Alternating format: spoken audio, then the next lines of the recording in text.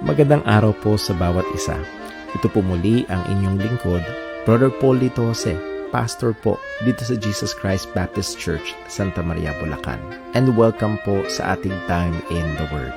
Ito po ay panahon na kung saan tayo nag-aaral ng salita ng Diyos sa patuloy na ikalalago ng mga mananampalataya, sa ikaliligtas ng mga kaluluwa, at lahat ng ito ay sa ikakaluwalhati ng pangalan ng ating Panginoon. Salamat po at kasama po namin kayo ngayon at nawa patuloy tayong matuto, lumalim sa pagkakilala, pagmamahal, paglilingkod at pananampalataya sa ating Panginoon at tagapagligtas.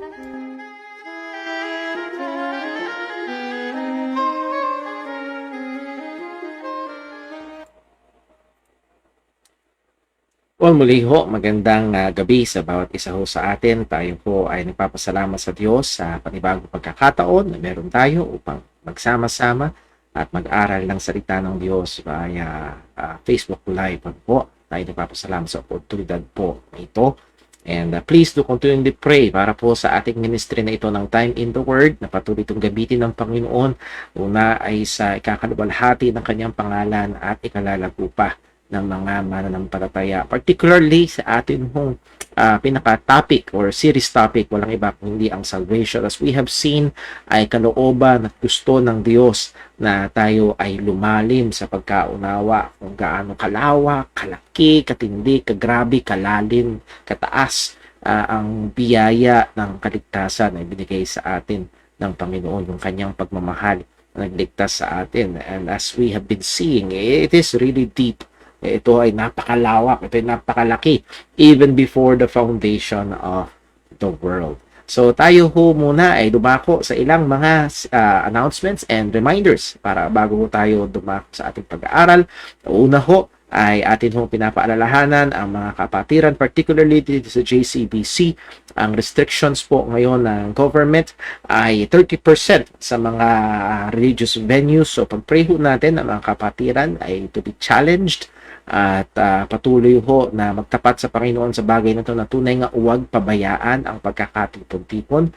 I was a little bit envious, let's use that word, na nakita na ang Dolomite Beach ay sa Baywalk ay punong-puno ng mga tao ng weekend, na particularly maging ng Sunday, pero sa church ay seemingly ang even mga Kristiyano ay kulang sa effort sa bagay na ito. So I'm praying at nawa hindi mangyari sa ating mga sinabi sa Hebrews 10:25 na naging kaugalian na. So kung sakali man ay hingin natin sa Diyos, una ang patawad, pangalawa ang lakas at sipag. Ito ay atin hong pagsisihan at gawin yung nararapat. So let's pray to God na tayo tulungan sa bagay na ito. Next, ang atin hong gawain sa Friday, Time in the Word at 6 and online prayer meeting at 7:15. Ang muli, inaasahan ng mga Kristiyano na tayo ho ay magkasama-sama dito ho sa atin hong online prayer meeting. And I praise God, itong last two online prayer meetings natin ay marami-rami tayo nakakasama. And let's keep it up and let's encourage others also. And also ho, kung meron ho kayong mga prayer requests, hindi nyo kailangan hintayin yung Friday para isend ho yan sa akin. Kung meron mga prayer requests, ay kagalakan ko ho at biblically speaking, obligasyon ko ho bilang pastor na ipag-pray kayo. So please send them over. And also, kung hindi lang mga prayer requests, hindi lang patungkol sa mga pangangailangan, it would be also my gladness na makareceive ng mga testimonies. Kung kayo pinagpala ng Diyos, not just physically, not just materially, at even spiritually, maging sa ating mga gawain or even through this our ministry ng Time in the Word ay magiging encouragement. And again, ito ho ay patuloy na dagdag na rason para purihin ang Panginoon. You can let us know at yan ho ay magiging kagalakan po namin at pakapurihan sa pangalan ng Diyos. Okay? And then, sa Sunday, meron ho tayong gawain ng pagsamba, 8:30 ng umaga, and then alas 6 ng gabi. And atin hong inaanyayahan ng bawat isa. And also, if we find it to be a blessing, ay ina-encourage ho natin na i-share natin ito sa ating mga social media na available sa atin upang maging pagpapala rin naman.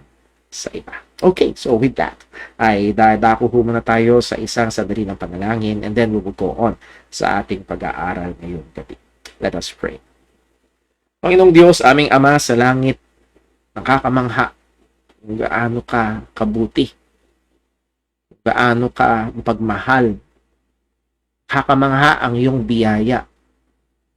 Nginoon, kung susukatin namin ang aming mga sarili sa mga nakarang araw lang, Lord, kulang.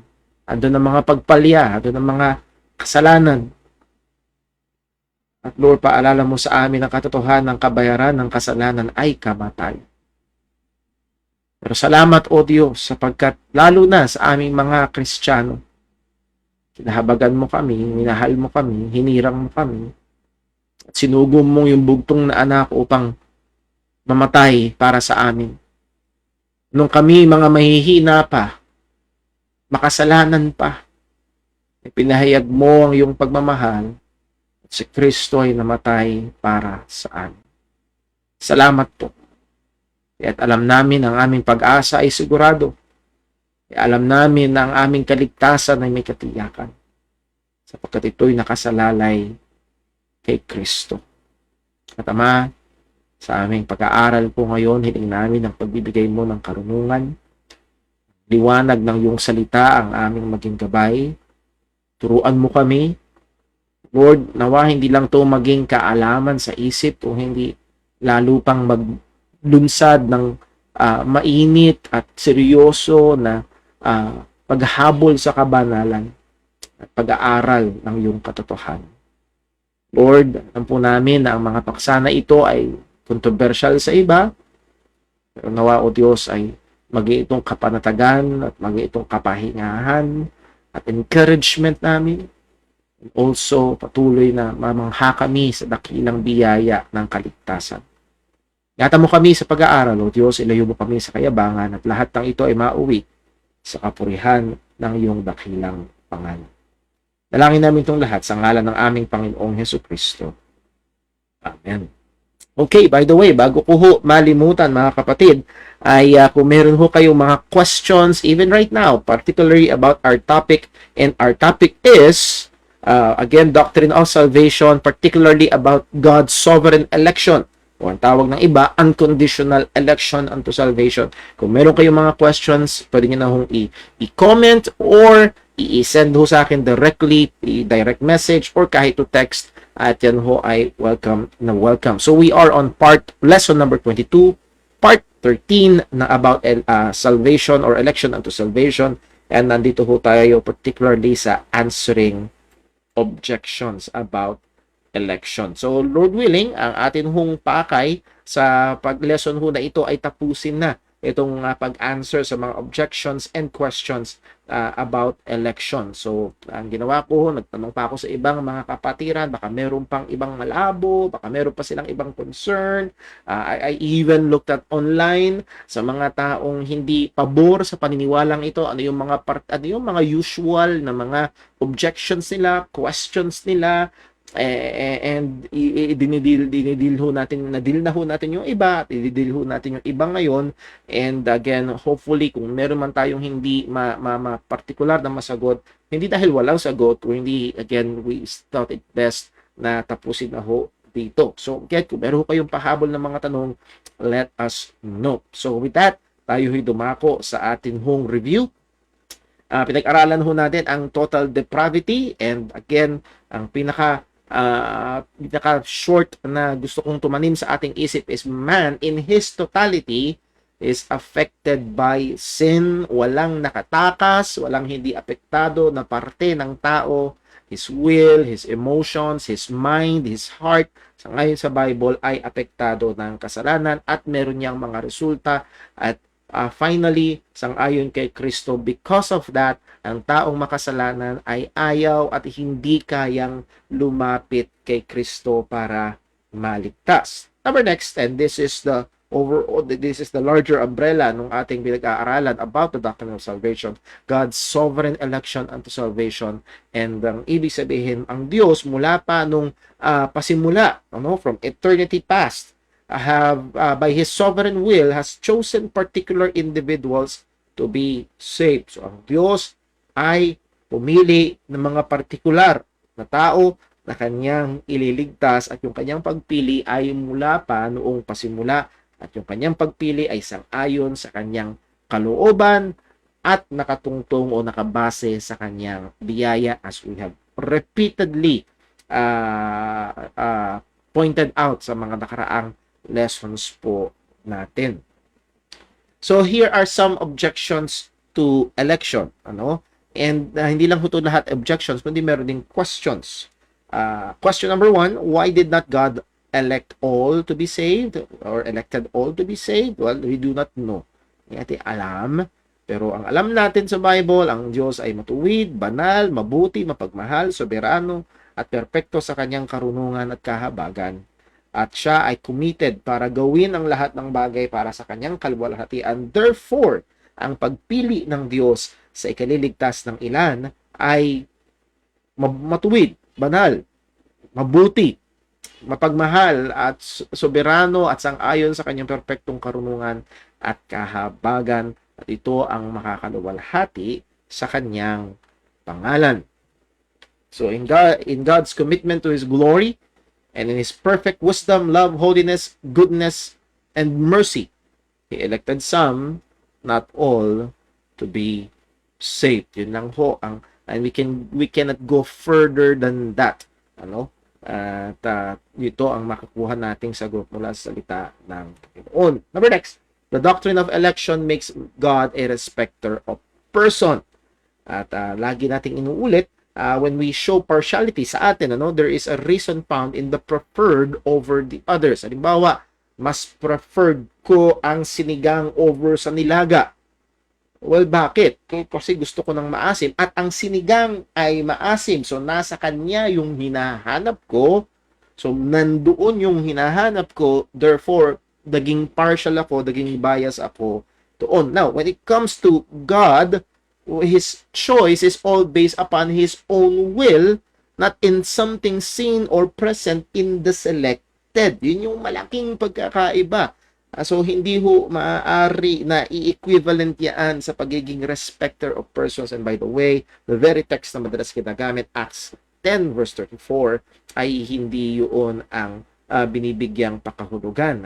That is, hindi lamang siya exclusive sa Hudyo, kundi maging sa mga hentil na rin. Yun yung punto na binibigay po ni Pedro. Question number 3. Sabi ng Bible, whosoever. Often quotes John 3:16. But as we have looked and studied, na masusi, that word believeth is in the present tense. That is, ang tamang, mas accurate and modern translation ay whosoever is believing. So, hindi ito pertaining to possibility, but pertaining to a fact. Sino man na sumasampalataya, so all who are believing in Him ay hindi mapapahamak kundi merong buhay na walang hanggan. So the message of John 3:16 is not an open invitation to all, but a statement of fact about those who are believing. Now, wag niyo sana pagkamalian. I believe na merong open and sincere invitation to all, or even command sa lahat na magsisi at manampalataya. Malinaw po yan sa Biblia. That's why nandoon yung utos na ihayag ang ebanghelyo sa lahat. So there is a sincere, true command and invitation to all to believe. Christ said, "Come unto me all that you labor and are heavy laden." So nahandoon yung invitation. But the point is this, hindi yun ang point ng John 3:16. Ang point ng John 3:16 is because sa verse 14, kagaya ni Moses na itinaas yung serpent, ay ganoon din ang anak ng tao, that is si Kristo, ay therefore yung mga sumasampalataya sa kanya hindi mapapahamak. At inulit yun sa verse 16, dahil binigay ng Diyos ang kanyang bugtong na anak, therefore ang mga sumasampalataya sa kanya ay hindi mapapahamak kundi merong buhay na walang hanggan. Sino man, Hudyo man o hentil na sumasampalataya. So hindi ito hindi ang main point ng John 3:16 is not an open invitation for all, but a statement of fact about those who are believing in Christ. Question number 4. God desires all to be saved. At madalas na ini-state na text ho dyan, meron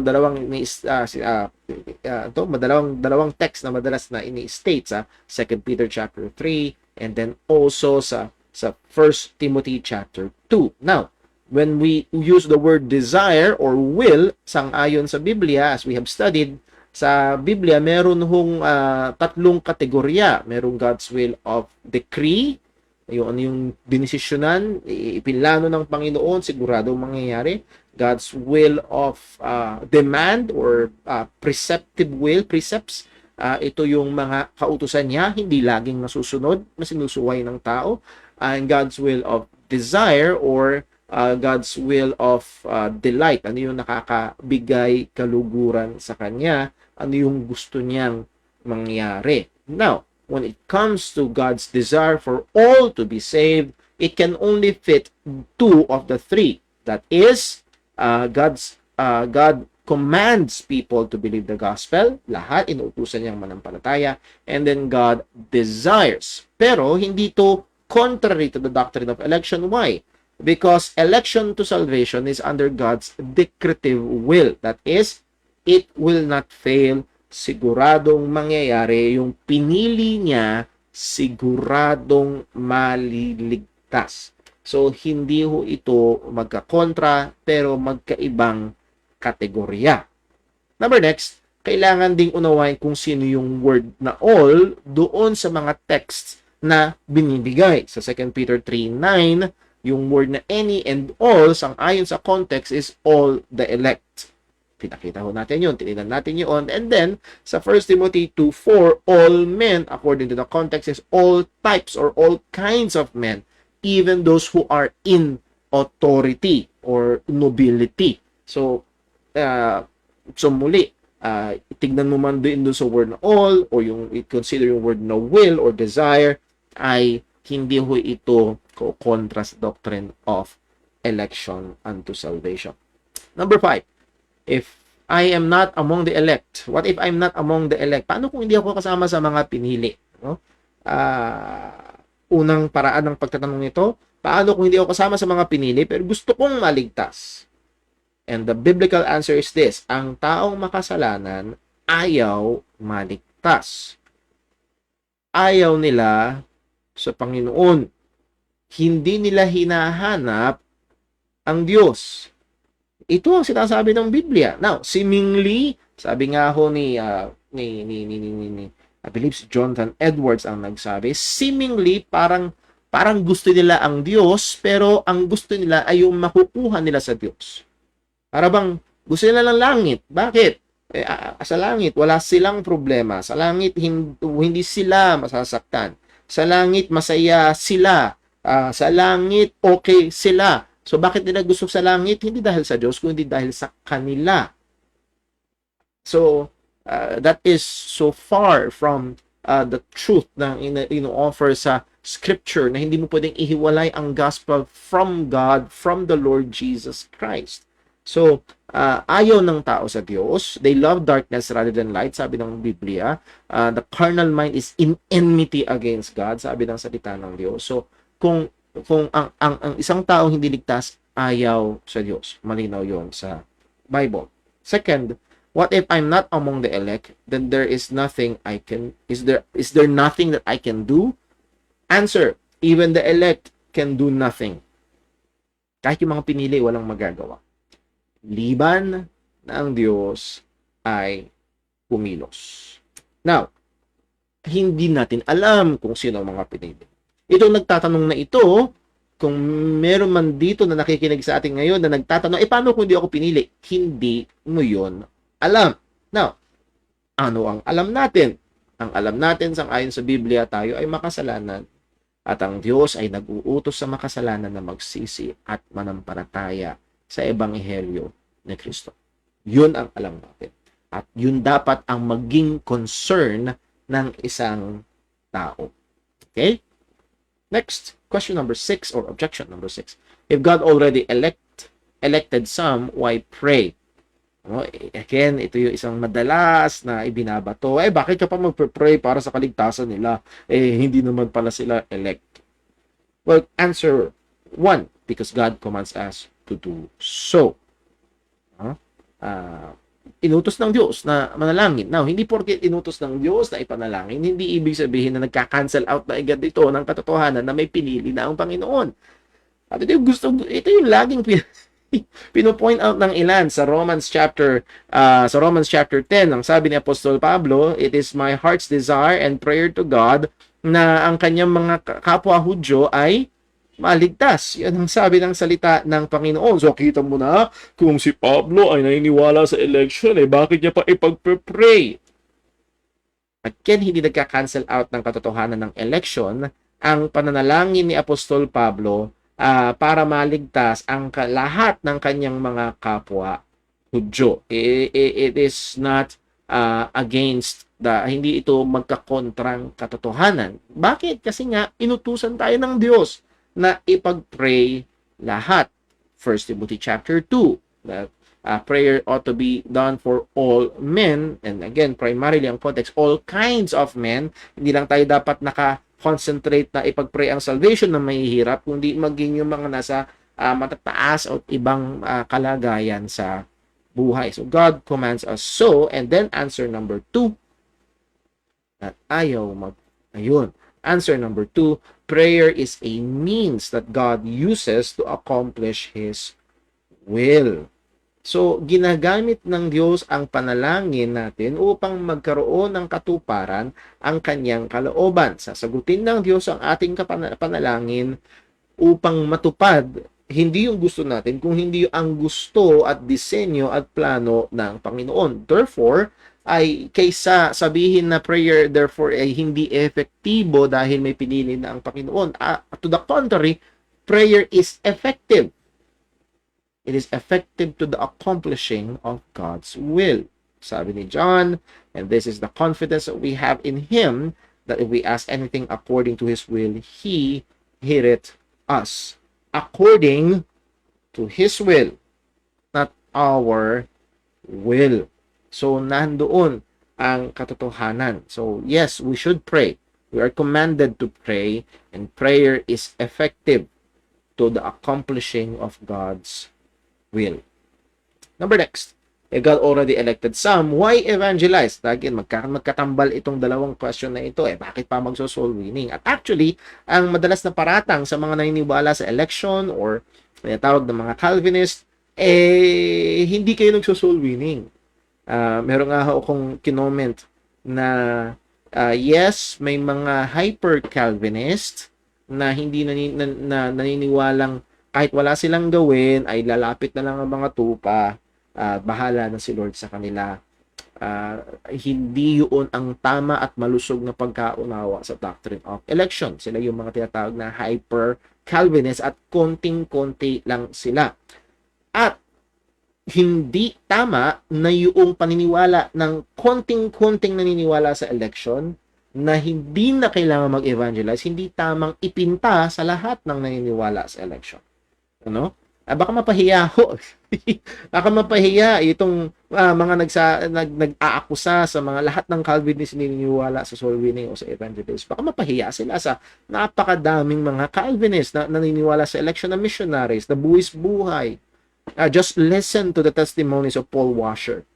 Naniniwala sa election, pero talagang sumusuong sa gubat kahit may gera pa, sumusuong sa mga lugar na delikado. Their mission agency, Heart Cry Missions, listen, watch, i-google nyo, search nyo sa YouTube, handun yung mga patotoo na kung saan mga mananampalataya, mga missionary na iniwala sa election na sumusuong sa mga lugar na napakadelikado para dalhin ng ebanghelyo. So, hindi automatic na pag naniniwala ka sa election, hindi ka nag-evangelize. Well, why evangelize kung pumili na pala ang Panginoon? One, because God commands us to do so. Maliwanag ho yan sa Biblia. I don't want to belabor that point. Siguro nagka-agree ho tayo lahat diyan. Pero number 2, Evangelism is a means that God uses to accomplish His will, and that is the salvation of the elect. Kagaya ng panalangin, ginagamit ng Diyos para mag-accomplish ang kanyang kalooban. Gayon din, ang evangelism ay ginagamit ng Diyos para mangyari ang kanyang kalooban, particularly maligtas ang kanyang mga hinirang.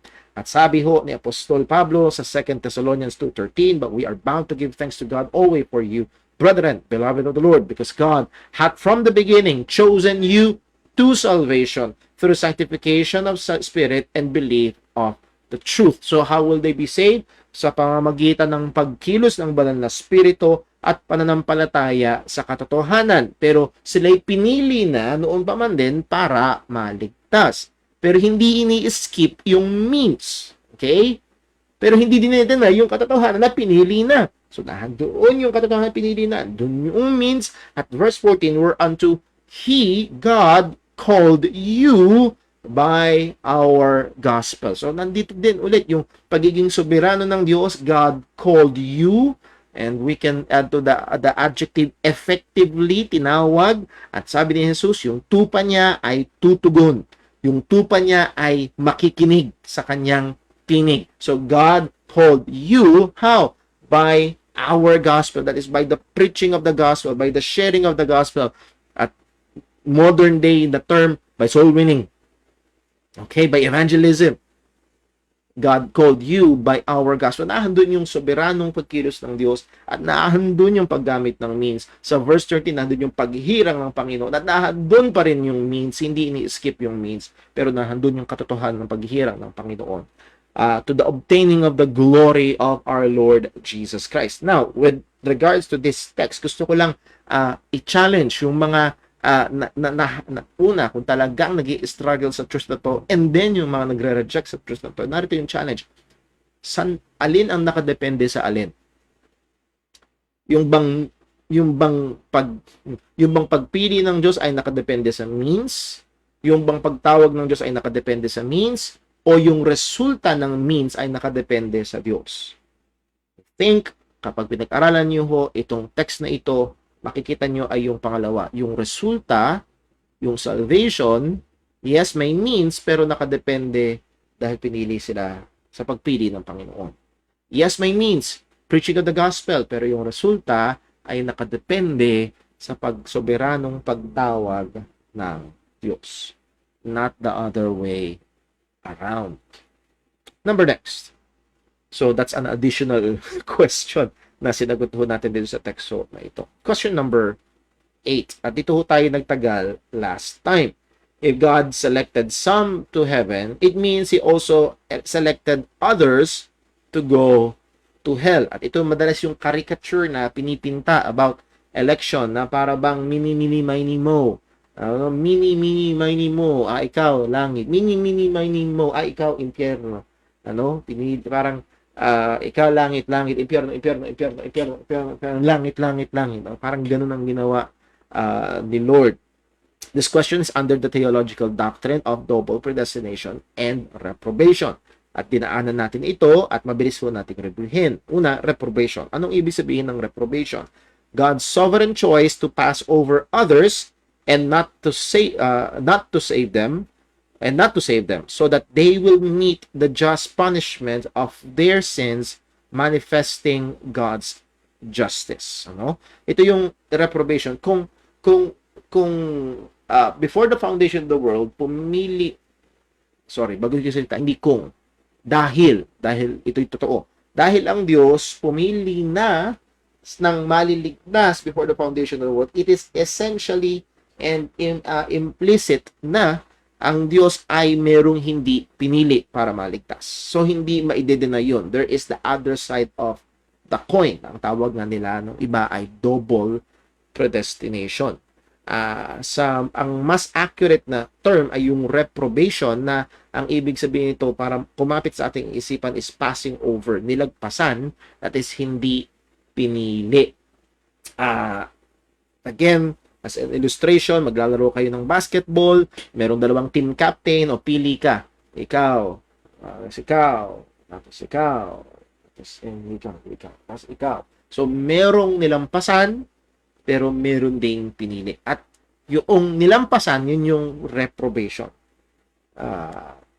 Now, is it biblical? Ano man tong term na itong ginagamit, is it biblical? Well, we can see from Romans 9:21, hath not the potter power over the clay of the same lump, make one vessel unto dishonor and another unto dishonor? What if God, willing to show his wrath and to make his power known, endured with much long suffering vessels of wrath fitted to destruction, and that he might make known the riches of his glory on the vessels of mercy, which he had afore prepared unto glory. So makikita natin merong dalawang klaseng vessels, merong vessels of wrath and merong vessels of mercy. So again, there is always the two sides. So merong vessels of mercy, merong vessels of wrath. Now, nandito yung mahalaga. Yung asymmetrical view, that is the positive view of double predestination, is a distortion of truth. Hindi aktibong hindi ang Diyos ay hindi aktibong pumili ng pupunta sa impyerno. Hindi ganoon. Meron siyang aktibong pinili at siya aktibong kumilos sa mga pupunta sa langit, pero hindi siya aktibong pumili at aktibong kumilos para sa ilang tao na pumunta o sa mga tao na pupunta sa impyerno. Positive symmetry, ito yon. God positively and actively intervenes in the lives of the elect to bring them to salvation. In the same way, God positively and actively intervenes in the lives of the reprobate or the non-elect to bring him to sin and damnation. Sabi nga ni R.C. Sproul, this is wrong. Ito yung mali. Ito yung nire-reject. Hindi ito tamang pananaw na ang Diyos ay, okay, ikaw, pupunta ka sa langit at gagawa ako sa iyo para ikaw ay manampalataya. Ikaw, pupunta ka sa impyerno at gagawa ako sa iyo para ka pupunta sa impyerno. Okay, that's wrong. That's wrong. That's very, very wrong. Answer, a positive symmetry or a positive symmetry view of double predestination is a misrepresentation of the truth. So, pag merong na lumapit sa tinanong, naniniwala ka ba sa election? Oo, naniniwala ka sa election na pumili ang Diyos para manigay. So, naniniwala ka, pumili din ang Diyos sa pupunta sa impyerno. Teka muna. Yan ay distortion, misrepresentation. Meron siyang pinili para maligtas, pero hindi niya pinili yung di maligtas, kundi nilagpasan niya. At yung hindi maliligtas ay kakamtin niya yung tamang bagay, that is yung hustisya ng Panginoon. So walang injustice, walang unfairness pa rin mangyayari. Number next, sabi ni R.C. Sproul, this distortion of positive predestination clearly makes God the author of sin who punishes a person for doing what God monergistically and irresistibly coerced man to do. Para bang pinilit siya na pumunta sa impyerno. No. Such a view is indeed monstrous assault on the integrity of God. This is not the Reformed view of predestination. And sad to say, ay ito yung ipinipilit. Basta naniniwala ka sa election, ipinipilit nila dapat naniniwala ka sa double predestination. That is a positive symmetry, a view of double predestination. Not necessarily so. Bakit? Anong biblical view? All of fallen man does not desire and have no ability to come to Christ for salvation. Yun ang maliwanag, man are totally depraved. In the case of the elect, God, by His sovereign power, regenerates, opens the heart, effectively calls, and saves them by faith. Okay? Ang Diyos, pumili, at yung mga pinili niya, soberanong kumikilos ang Diyos para ipanganak ng muli, buksan ng puso, tawagin sila, at binibigyan sila ng pananampalataya para sila maligtas. Aktibong kumilos ang Diyos. Now, in the case of the non-elect, anong ginagawa ng Diyos? God leaves them in their sinful condition and will render the just punishment for their sins. Hindi aktibong kumilos ang Diyos sa kanila, kung hindi ang mas tamang pananaw ay hindi kumilos ang Diyos sa kanila. At malinaw sa Bible, sabi ni Jesus, walang makakalapit sa akin liban na sila ay akayin ng Ama. So pag inakay ng Ama papalapit kay Kristo, makakalapit sila kay Kristo. At yung meron mga pinili ang Diyos na akayin patungo kay Kristo at meron namang mga hindi pinili. Now, ang mag-ingat ho tayo dito ay para bang in our zeal about election ay mairepresenta. At dito ko, pag pinakikinggan ko ho ang mga bago, lalo na ang mga bagong naniniwala sa election, pag nagsasalita sila, seemingly ang lumalabas ay double predestination, that is positive. Again, very, very, very careful. Hindi ang Diyos ang may kasalanan, kaya ang tao ay pupunta sa impyerno. No? Ang tao ay pupunta sa impyerno ayon sa Bible because they rejected the gospel and because they sinned against God. Yun ang malinaw sa ayon sa salita na ito. Not because they were not elected. No, no, no, no. Pero bakit merong pupunta sa langit? Dahil may pinili ang Diyos at merong kinilos ang Diyos ng kanyang biyaya. So, doon sa isa, kasalanan ng tao. Sa isa, biyaya ng Diyos. Puro. So, the proper view is positive-negative view of double predestination. Again, doon sa vessels of wrath fitted to destruction and vessels of mercy, which He, God, had afore prepared unto glory. Vessels of wrath fitted, that word fitted is passive. That means hindi ito gawa ng Diyos. And then, vessels of mercy, which are afore prepared, that word prepared is active. That is, ito ay ginawa ng Diyos. So, malinaw na itong tamang pananaw ay positive-negative view of double predestination. Alam ko, medyo masinsin, pero again, nai-encounter itong madalas na katanungan. Question number 9, ito na yung medyo bago. God in His sovereign will decided to make man's choice or will to be the determining factor. Actually, tinalakay na ho natin ito, pero umuulit, na-encounter ko siya. Nagbasa-basa ho tayo ng mga comments dun sa mga hindi naniniwala dito sa ibang, hindi ho sa atin, hindi dun sa ating pag-aaral, kundi sa ibang mga comment sections, so sa ibang mga accounts. At ito yung isang lumalabas. Ang Diyos ay soberano, oo, pero siya ang nagdisenyo na ang determining factor ay ang kalooban ng tao, ang desisyon ng tao. Well, merong mga problema ang view na ito. One, this view disregards the truth of man as being totally depraved. Nire-reject nila yun. But actually, karamihan ng hindi naniniwala sa election ay nire-reject ang total depravity. Dahil kung hindi pinili ng Diyos, nakasalalay sa pagpili ng tao. At kung kayang pumili ng tao, therefore, ang tao hindi totally depraved. So, nire-reject nila ito. It makes Jesus a liar. It makes Jesus a liar. Bakit? Ang sabi ni Jesus, no man can come to me. Is He lying? Absolutely not. Hindi siya nagsisinungaling. Walang taong may kakayahang lumapit sa Kanya. And then, ang sabi ni Jesus, except it were given unto Him of my Father. Is He lying na ang tanging exemption ay nakasalalay sa soberanong pagkilos ng Panginoon? Sa isang verse, except the Father draws Him.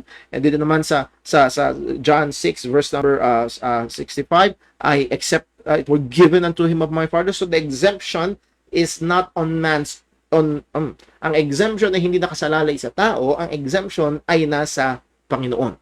Now, the question is Christ lying? Hindi sinungaling ba si Jesus? Actually, ito yung hindi diretsahang sinasabi, pero ito yung lalabas sa mga taong nagre-reject ng total depravity and election. Lalabas na si Jesus ay sinungaling. So, pagkat ang sabi ni Jesus, no man can come to me. Pero sabi, kaya ng tao. Sabi niya, ang exemption nasa Ama lang, hindi nasa desisyon ng tao. So, ang laki ng problema ng ganitong pananaw. Answer, this view is unbiblical and contradicts clear truths in Scripture. Walang basihan. Walang basihan ang pananaw ko na ito. Question number 10. Unconditional election makes God's choice to be arbitrary. May nagtanong na ho sa atin minsan ito sa ating question and answer portion, pero let me just formally deal it here. The word arbitrary, kung hindi ho familiar sa iba, it means random, illogical, capricious. Para bang, basta, sige, ikaw. Random lang, illogical, walang logic behind, walang plano behind, basta, wala lang. Capricious, parang whimsical. Kahit sino na lang, sige, ikaw na. Parang ganun ang ginagawang pagpili. Dahil nga daw, doon sa word na unconditional. So, kung walang kondisyon, therefore, it is arbitrary. Yun yung ginagawang, yun yung pinipili. Kung walang kondisyon, therefore, random. Therefore, illogical. Therefore, whimsical, capricious, arbitrary nga. Dahil unconditional. Now, itama ho natin. Note, unconditional election means that God's selection is based on no condition or merit in man. Okay? Ang ibig sabihin ng unconditional election, yung pagpili ng Diyos ay walang kondisyon na nakasalalay sa tao. Hindi wala sa tao. Siguro tingnan natin yung text. Romans 9 verse 15 ang sabi, "For he saith unto Moses, I will have mercy on whom I will have mercy, and I will have compassion on whom I will have compassion." Translation, bahala ako, sabi ni Lord. Mahahabag ako kung kanino ko gustong mahabag. Halimbawa, may 10 pulubi. Meron akong 3 5 piso. Bahala ako kung kanino ko gustong ibigay. Magbigay ako dun sa 3, or baguhin natin, medyo mas ilapat natin. Meron 10 pulubi, meron akong 300 milyong piso. Pero binigyan ko ng tigi 100,000 yung 3 at yung 7 hindi. Question, unfair ba ako dun sa 7? No. Wala naman silang right. Hindi unfair doon sa 7. Naging gracious doon sa 3, pero hindi naging unfair doon sa 7 dahil hindi obligado. At ganun din ng Diyos, hindi siya obligadong iligtas tayo. Kung gagawin ng Diyos yung kanyang obligation bilang banal at matuwid ng Diyos, hahatulan tayong lahat ng that is the fair. Yun yung justice.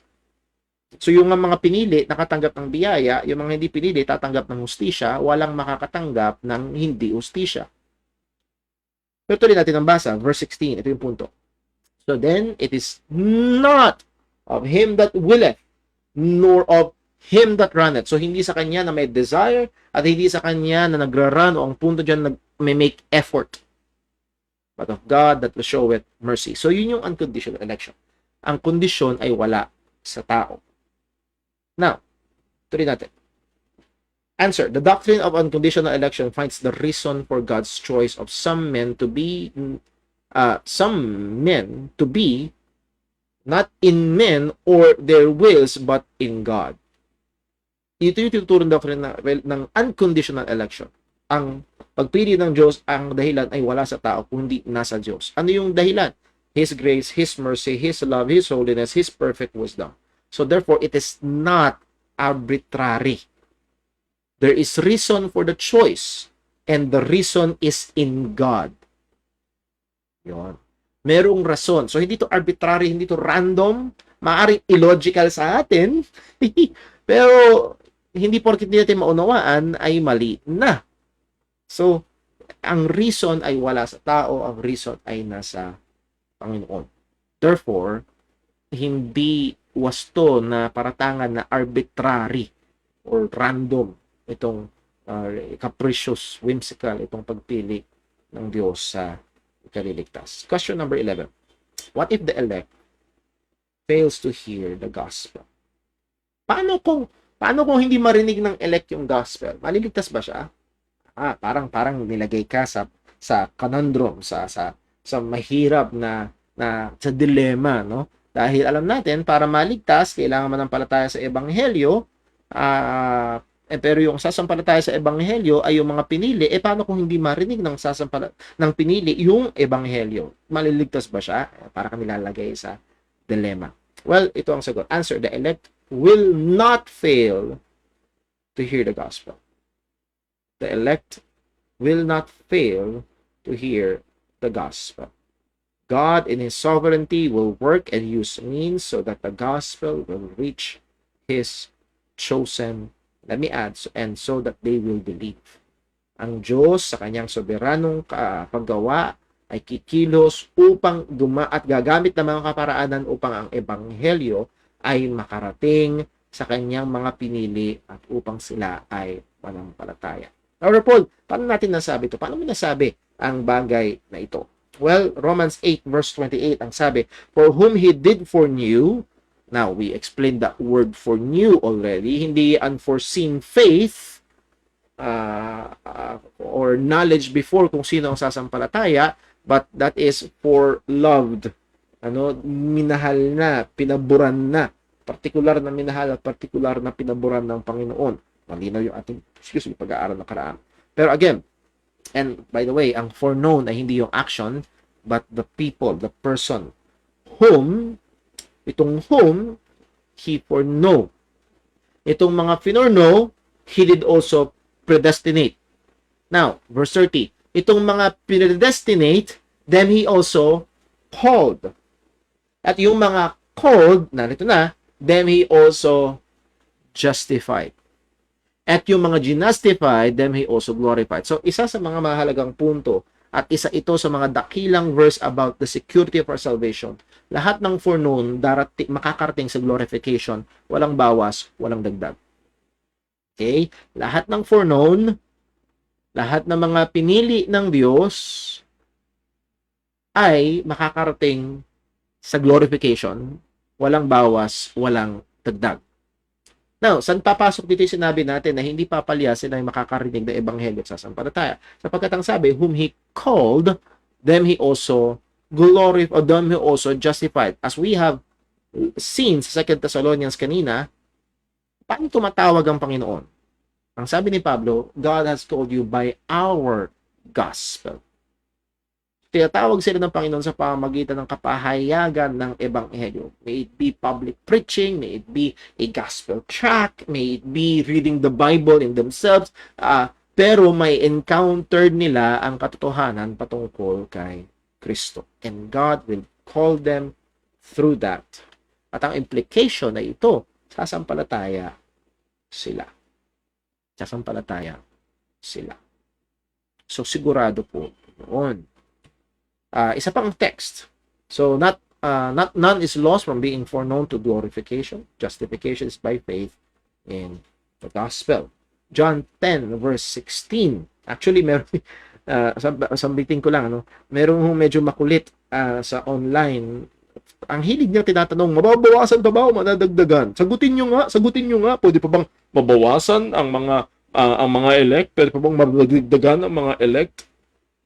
The answer is no. Hindi mababawasan, hindi madadagdagan, as we have seen sa Romans chapter 8. Now, ang sabi ni Jesus sa John 10 verse 16, and other sheep I have, and they are which are not of this fold, them also I must bring, and they shall hear my voice.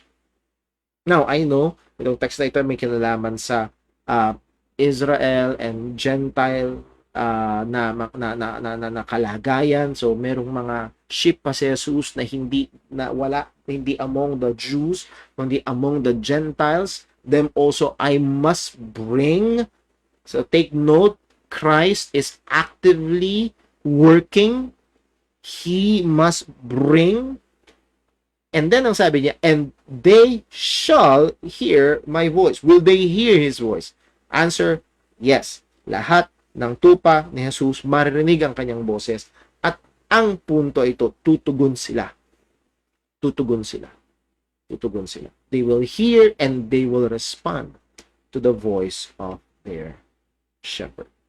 Jesus' words are sure words. They will hear His voice. That is, they will hear the general call of the gospel witness and will respond to the effective call of God. 2 Thessalonians 2:14, whereunto He called you by our gospel to the obtaining of the glory of the Lord Jesus Christ. So, paano kung ang elect ay hindi makarinig ng ebanghelyo? Ang elect ay makakarinig ng ebanghelyo in one way, form, or another. Walang tupa sa Jesus na mawawala. Walang tupa sa Jesus na. The other side, isa pang side nito, what if the non-elect hears the gospel? Well, nasagutan natin yan sa pagtatalakay ng total depravity. Anong gagawin ng tao na taong makasalanan sa ebanghelyo? Well, ang sabi ng salita ng Diyos, ang natural na tao, for the natural man receiveth not the things of the Spirit of God, neither can he know, for they are foolishness to him, neither can he know them, because they are spiritually discerned. John 3:19, men love darkness rather than light. For the sake of time, skip na lang natin yung question number 12. Medyo mahaba-habang tanong. If God is sovereign over all things, even in salvation, then all are already planned or programmed, and we are just like robots. We do not have our own wills. Medyo naging kataga pa nga ito doon sa isang group chat ng mga nag-aaral patungkol sa election. Robot daw tayo, robot, walang sariling kalooban. Well, itong question ho na ito ay actually tatlo.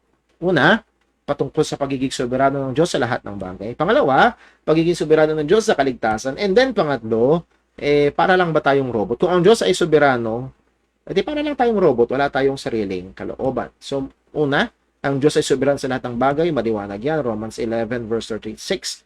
For of Him, through Him, and to Him are all things, to Him be glory forever. Amen. Ephesians 1:11, in whom also we have obtained an inheritance, being predestinated according to the purpose of Him who worketh all things after the counsel of His own will. Daniel 4 verse 35, and all the inhabitants of the earth are reputed as nothing, and He doeth according to His will in the army of heaven and among the inhabitants of the earth, and none can stay His hand and say unto Him, what doest thou? At meron tayong hiwalay na pag-aaral patungkol sa pagiging soberano ng Panginoon, at malinaw, soberano siya sa lahat, maging sa nature, maging sa tao, maging sa tinatawag nating mga evil events. Hindi ibig sabihin na siya ang cause ng evil, pero siya ay soberano sa evil.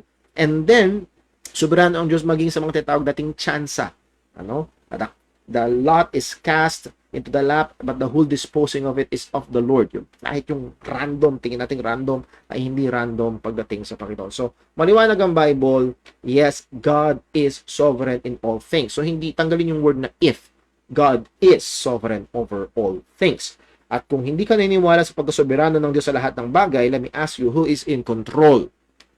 If God is not in control, paano ka nakakasigurado na mangyayari ang mga nakasulat sa Revelation? Kung hindi siya soberano, may chance bang ito'y mabago? Sabihin mo, ay, walang chance mabago. Then you're affirming na He is sovereign. Kasi tiyak na matutupad yung kanyang mga sinabi. We bow sa malinaw na doktrina ng Biblia na God is sovereign over all things. Now, is God sovereign over salvation? Again, malinaw ang Bible. Yes. John 3, lagyan na natin sa verse number 7 and 8. Marvel at I said to thee, you must be born again. Now, kanino ang control ng pagiging born again? Again, alam ko ho, marami sa atin na lumaki sa paniniwala na ang pagiging born again ay sangayon sa desisyon ng tao. Not so, sangayon sa Bible. The wind bloweth where it listeth, and thou hearest the sound thereof, but canst not tell whence it cometh and whither it goeth. So is everyone that is born of the Spirit. Ang regeneration, ang born again, ay nakasalalay sa kilos ng banal na Espiritu. Hindi ito kontrolado ng tao. So, soberano ang Panginoon sa bagay na yan, sa regeneration.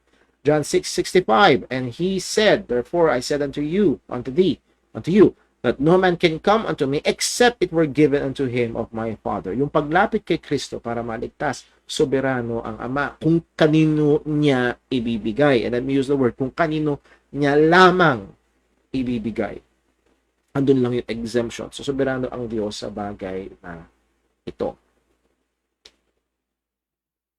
2 Corinthians 4:6, for God who commanded the light to shine out of darkness hath shined in our hearts to give the light of the knowledge of the glory of God in the face of the Lord of Jesus Christ. Ang ginamit na ilustrasyon ni Pablo ay yung nangyari sa Genesis 1:1. God said, let there be light. Ano nangyari? And there was light. At ang sabi niya, sa mga Kristiyano daw, paano nangyari na tayo ay nakakilala kay Kristo? Actually, pag binasa nyo yung verse 4 ng 2 Corinthians chapter 4, binulag ng Diyos na sanlibutan ito ang mga hindi manampalataya.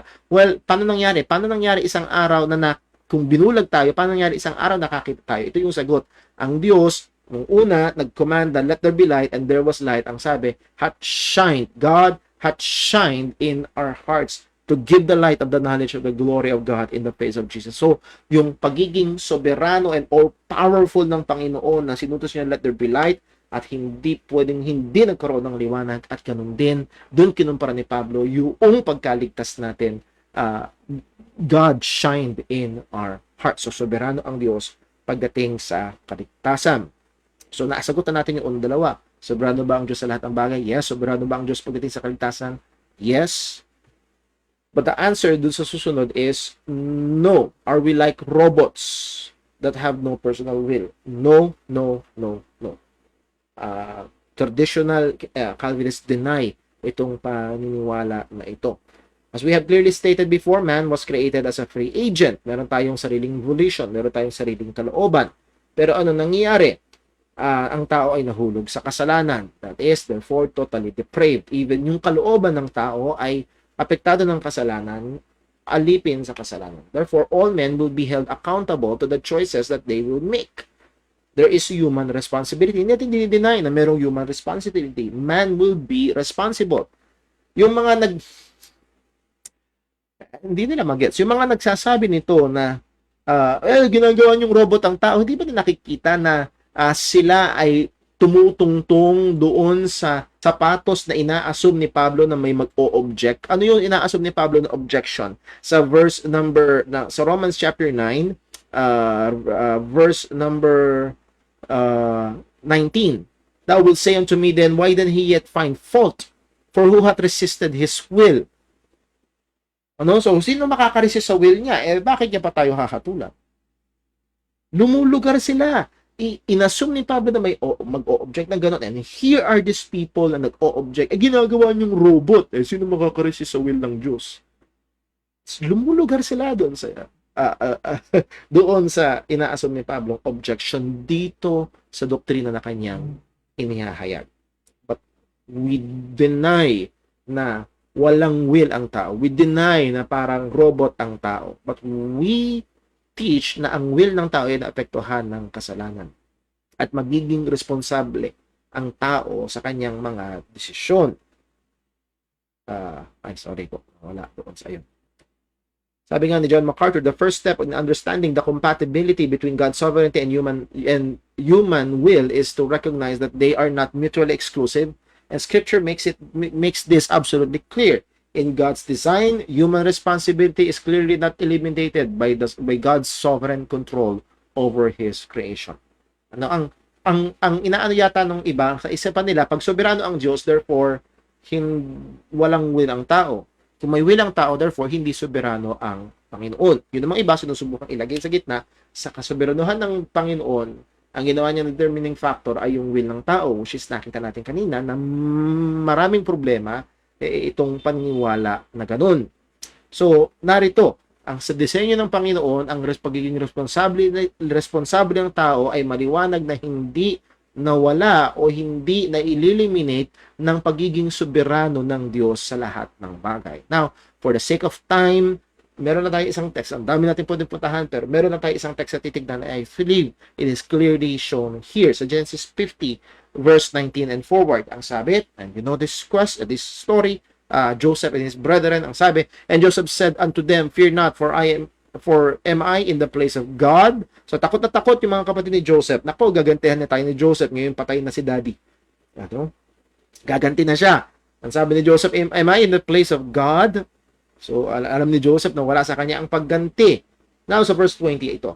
But as for you, sabi ni Joseph, ye thought evil against me.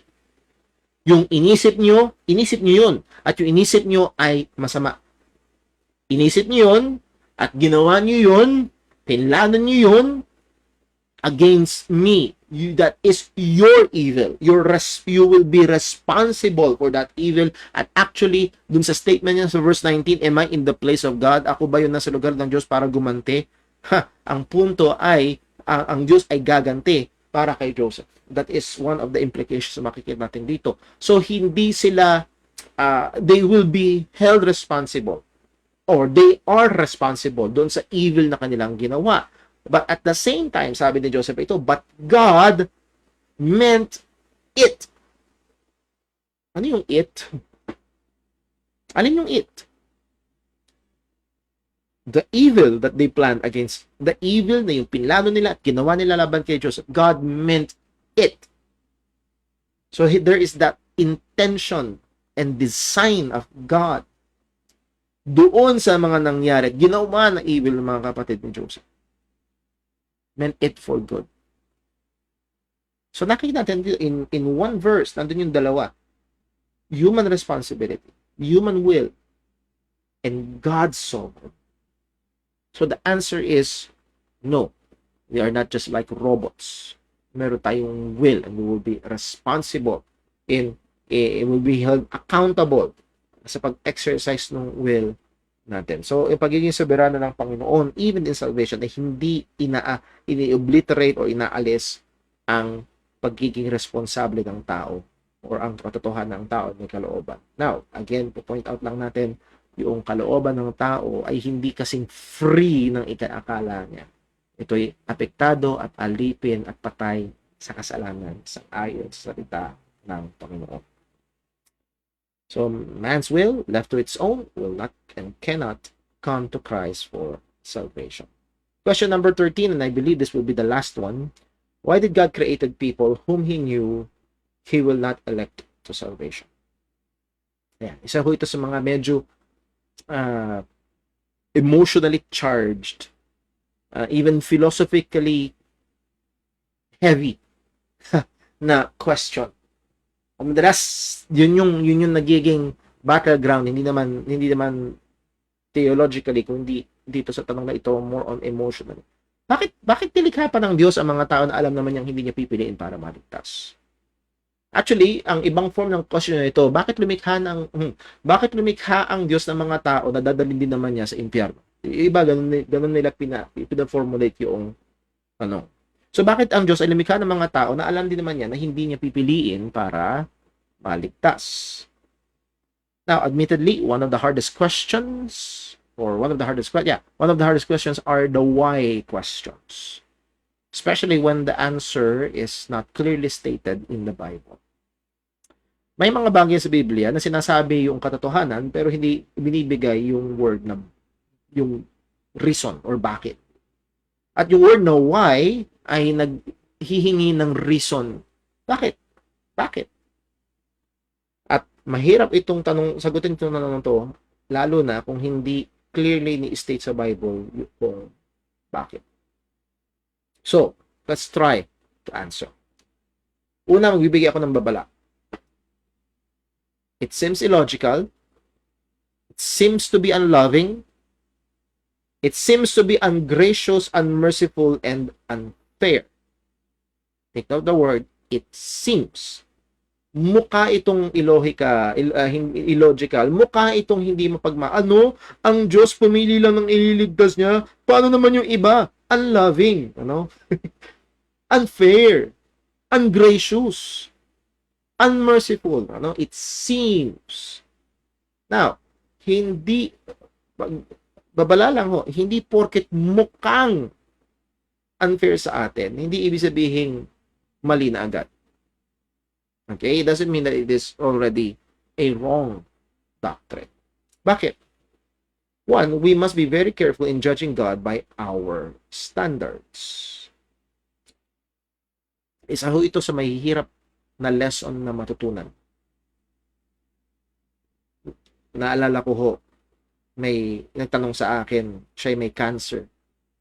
Sabi niya, bakit Paul? Bakit? Ba't ako may cancer? Nagsisimba naman ako, tumutulong naman ako, bakit? At doon sa tanong niya na yun ay mali ang Diyos na siya ay pinahintulutang magkaroon ng cancer sa pamamagitan ng kanyang pamantayan. So maging napakamaingat ho tayo na ating sukatin ng Diyos, hatulan ng Diyos sa pamamagitan ng ating standards. Ano ibig sabihin?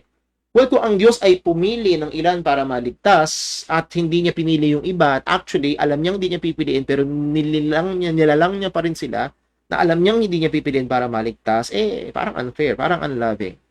So, ginajudge natin si Lord.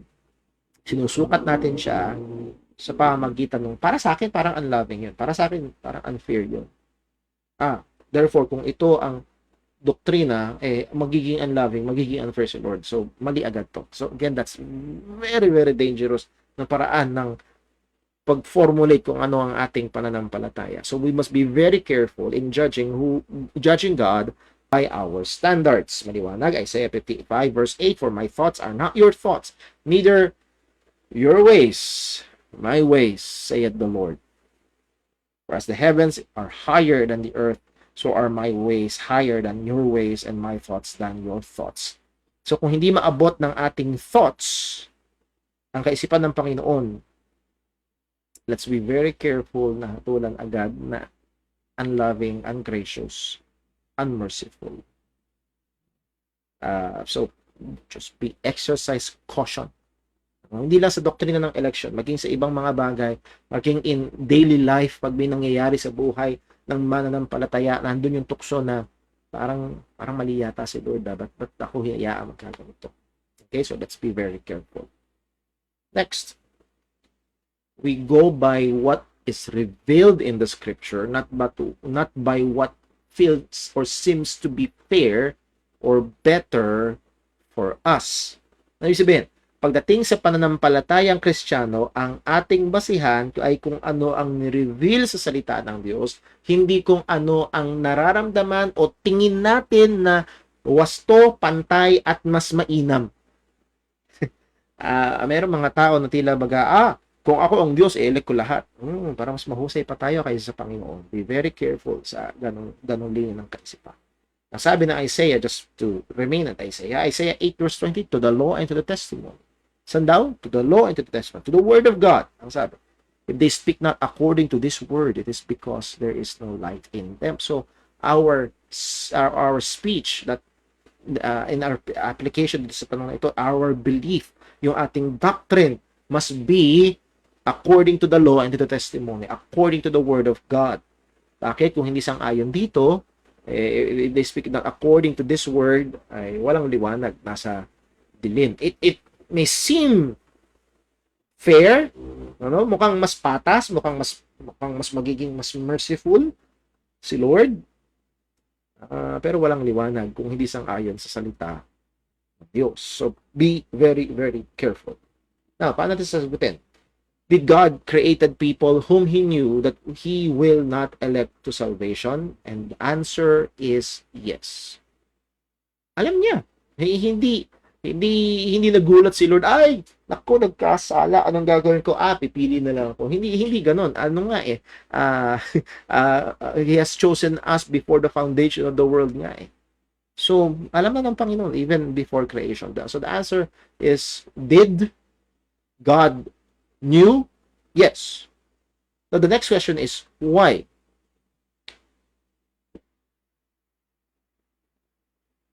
At ang sagot ni Apostol Pablo sa mga tila baga nagpaparatang sa Panginoon na parang mali yata, ito. Thou wilt say then unto me, why that he yet find fault? For who hath resisted his will? Mabigat ang sagot ni Pablo, pero ito ang totoo. Nay, but O man, who art thou that replies against God? Shall the thing formed say to him that formed it, why hast thou made me thus? So dito pinaalala, siya ang manlalalang, ikaw ay nilalang. Siya ay mataas, tayo ay bababa. Pinaalala yun ni Apostol Pablo. Verse 21, hath not the potter power over the clay? Answer, yes, the potter hath absolute power, right and control over the clay. Of the same lump make one vessel unto honor and another to dishonor. Nandito yung question, verse 20, what if God, willing to show His wrath? Paano kung gusto ipakita ng Diyos yung puot niya? Paano niya ipapakita yun? Sa pamamagitan ng paghatol sa mga hindi sumasampalataya o hindi sumampalataya. Ipapakita ng Diyos yung puot niya. And to make His power known, endured with much long suffering the vessels of wrath fitted to destruction. Verse 23, and that He might make known the riches of His glory on the vessels of mercy. Para maipakita naman niya yung yaman ng kanyang kaluwalhatian sa mga sisidlan ng awa na kanyang inihanda sa noon pa para sa kaluwalhatian. Gusto ipakita ng Diyos yung puot niya, gusto ipakita yung mercy niya. Now, sino itong prepared unto glory, vessels of mercy? Verse 24, even us whom He hath called. Again, sa context, sino yung called? Yung mga nakarinig ng Ebanghelyo, yung mga sumampalataya sa Ebanghelyo. Hindi itong mga Hudyo lang, not of the Jews only, but also of the Gentiles. So, ano ang, hindi direktang sinabi, ano ang ating masasabi? Bakit nilalang ng Diyos ang mga tao na alam niyang hindi niya pipiliin? Paano kung gusto ipakita ng Diyos yung buot niya? Paano kung gusto ipakita ng Diyos yung awa niya? At that the potter power over the clay. Yuyukod tayo sa katotohanan na ang Diyos ay mataas, tayo ay mababa, ang Diyos ang lumalang, tayo ang nilalang, ang Diyos ay soberano. At narito ang maganda, kung ikaw ay mananampalataya, kung ikaw ay ligtas, may buhay na walang hanggan, purihin mo ang Diyos. Hindi dahil sa anumang merong maganda sa iyo, kundi ang Diyos ay, ikaw ay sisidlan na pinaglagyan lang ng habag ng Panginoon. Nahabag ang Diyos. Hindi tayo karapat dapat, nahabag ang Diyos. I-display ng Diyos yung kanyang kahabagan at biyaya sa pamamagitan ng mga nanampalataya at naliligtas. At yun na yung kanyang mga inihanda, mga hinirang. So dito ho magtatapos. At alam ko, hindi natatapos ang questions. At mayroong iba't ibang versions ang mga objections and questions na ito. Let me just check. Siguro, alam ko medyo overtime na ho tayo. Tingnan ko lang ho sa ating comment section kung merong mga tanong, meron na yata mga tanong.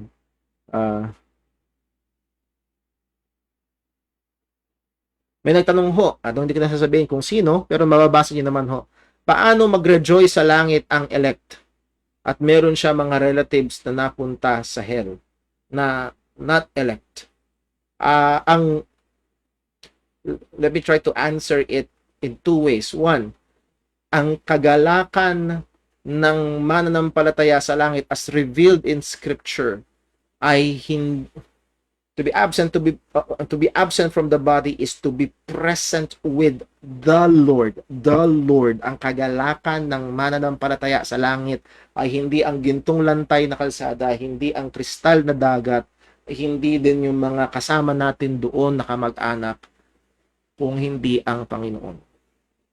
So we can rejoice because God is there. God is there. Now, kagaya ng paliwanag, kung pwede nyo hong pakinggan yung teaching ni R.C. Sproul na hindi ko maalala eksaktong title, pwede kong i-post pag nakita ko ho yung link. Pero ang paliwanag niya at tingin ko ho wawasto. Pagdating natin sa langit, ibang-iba na tayo. Ibang-iba na tayo pagdating sa langit. We are in the glorified state pagdating sa langit. At iba na yung pananaw natin doon. Hindi na just to give you an idea, pagdating sa langit, wala nang pag-aasawa. So the closest and the most intimate relationship na available sa tao, that is marriage relationship, ay wala sa langit. There's something better. So, I think yung paraan ng pag-iisip natin dito ay hindi magiging kapareho pag nahandun na tayo. Pero to answer the question, paano magre-rejoice? Dahil ang kagalakan ng nasa langit ay ang Panginoon. Hindi yung relatives natin. Meron bang epekto? Ayon sa salita ng Panginoon, wala tayong makikita. Yung nasa impyerno, merong epekto. Nakita niya si Abraham, si Lazarus na nasa sinapupunan ni Abraham, iba yon. Pero yung nasa langit, nasa piling ng Panginoon, iba ho ang kalay. Thank you, Don. Yan ay maaring isang legitimate na struggle. At hindi na kailangan pag-usapan sa elect, maging in the very salvation itself. Kung hindi ligtas, paano yun? So, ang rejoicing ay dahil tayo ay nasa piling ng Panginoon. Thank you po doon sa tanong. Number next, pwede rin po bang sabihin na ang reprobation ay pinabayaan sila ng Diyos? So, sila ay nilaktawan ng Panginoon, God withheld His regenerating, transforming grace sa kanila. Siguro yung word na pinabayaan ay magiging, though hindi siya mali, pero hindi magiging medyo repulsive siya sa iba. dahil sa Romans chapter 1 ay God gave them over at yun yung pinaka taught noon at pinabayaan sila ng Panginoon dun sa kanilang kasalanan. Hindi mali na sabihin pero magiging maingat akong gamitin yung word na pinabayaan. Dahil baka maging iba ang dating sa tenga ng mga nakikinig. Next po, hayaan nyo mag-overtime tayo. Ito na yung last one natin sa mga sa mga objections and questions. Tanong po na iba. Alam na pala ng Diyos ang mga pupunta sa hell. Bakit pa niya nilikha ang mga ito? Well, yun ho yung sinagot natin doon sa last na point question number 13. Kung gusto ipakita ng Diyos yung kanyang puot, gusto ipakita ng Diyos yung kanyang awa, ano magagawa natin? Yes, alam ko, emotionally charged. Kanina nga ako, kausap ko isang kapatid natin. Napaka-emotionally charged ng question na ito, pero ang iniharap ni Pablo ay ang bundok ng katotohanan na ang Diyos ay soberano. At hanggang doon lang ho tayo pwedeng sumagot.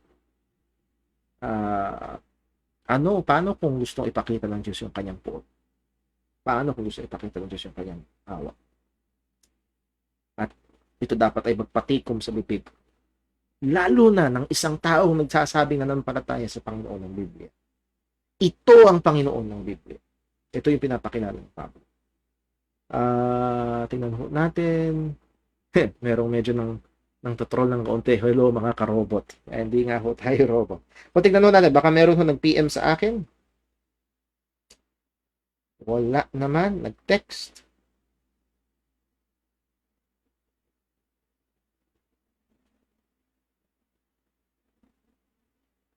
Ayun, hindi po siya actually tanong, but I think it's more on additional doon sa sinabi kung kaya daw ng tao mag-decide sa kanyang sarili na lumapit kay Kristo at manampalataya, para daw kayang baguhin ng leopard yung kanyang spots at baguhin ng clay yung kanyang sarili. That cannot be. Yes.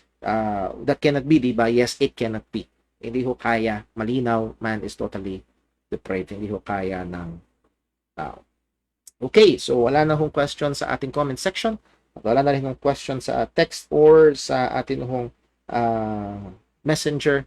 So dito ho magtatapos yung ating hong pag-aaral, particularly dito ho sa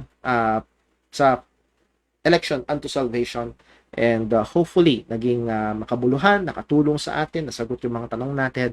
And kung sakali man na may nagtanong sa atin ay mas isasaysay natin ng mas maingat at mas maliwanag itong napakadakilang katotohanan na ginawa ng Diyos patungkol sa ating kaligtasan. Looking forward po sa Friday, next time po sa ating Time in the Word, pagpapatuloy natin ang pag-aaral sa napakadakilang kaligtasan na binigay sa atin ng Panginoon. Tayo po ay manalangin. Panginoong Diyos, aming Ama sa langit, muli mong ipaalala sa amin kung gaano kakalaki, kung gaano kami kaliit, kung gaano ka kadakila, kung gaano ka labis na banal, namumukod tangi, na hindi ka nariyan para sa amin, kundi kami nilalang mo para sa iyo. Para sa iyo. Para sa kaluwalhatian. At Lord, may mga bagay na tila baga hindi lapat sa aming mga panlasa. Tulungan mo kami na tumiwala sa katotohanan ng iyong salita. Lord, salamat sa amin na mga kinilos mo, hinirang mo, tinawag mo, binuksan mo ang puso, binigyan mong liwanag, at binigyan mo ng pagsisisi at pananampalataya. Salamat po. Hindi kami karapat-dapat. Pero minahal mo kami. Pinili mo kami. At iligtas mo kami. Nawa ito'y magtulak sa amin sa lalo pang pagpupuri, pagpapasalamat, pagbubunyi ng iyong dakilang pangalan. Lord, amin pong hinihiling. Kung meron pong nakikinig sa amin ngayon na mga wala pa sa pananampalataya kay Kristo. Maaari may mga kabataan, may mga bata, Maaaring may mga hindi pa tunay na mananampalataya. Lord, maliwanag ang iyong salita. Ang lahat ng makasalanan ay inuutusan mo magsisi at manampalataya. Walang ibang paraan para maligtas kundi ang pagtitiwala, pagsampalataya sa ginawa ni Jesus sa krus. Siya'y namatay para sa aming mga kasalanan at muling nabuhay. O Panginoon, ikaw po ang magligtas. Ikaw po ang magligtas. Nawa sa pagpapatuloy pa ng aming pag-aaral, ikaw po ang gumabay, bigay liwanag. Tulungan mo po akong patuloy bilang tagapagturo at muli, O Diyos, nandun ang paalala ng iyong salita, knowledge, puff it up. Help us, Lord, not to be proud, but to be gracious. Lalo na kapag nakikipag-deal kami sa mga kapatiran din namin na maaaring hindi pa matanggap, ay struggle sa mga katotohanan na ito. Salamat po sa iyong habag, sa iyong biyaya, sa iyong pagtuturo. Salamat po sa panahon na kami nakapag-aral. At dalangin namin ito lahat sa ngalan ng aming Panginoong Hesukristo. Amen. Well, maraming salamat po. At tayo ho ay nag-iimbita muli come next